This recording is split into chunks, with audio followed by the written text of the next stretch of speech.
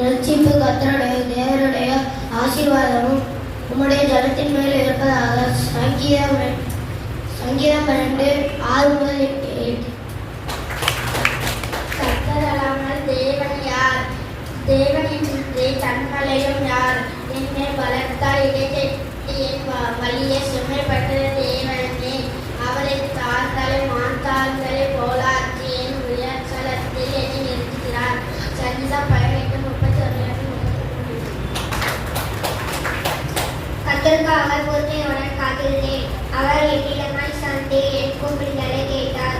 சங்கீதம் 40:1. மனதின் யோசனைகள் மனுஷனுடையது, நாவின் பிரதித்திரம் கர்த்தரால் வரும். மனுஷனுடைய வழியெல்லாம் அவன் பார்வைக்கு சுத்தமானவைகள், கர்த்தரோ ஆவியை நிறுத்து பார்க்கிறார். உன் செய்கைகளை கர்த்தருக்கு ஒப்புவி, அப்பொழுது உன் யோசனைகள் உறுதிப்படும். கர்த்தர் சகலத்தையும் நமக்கென்று படைத்தார்.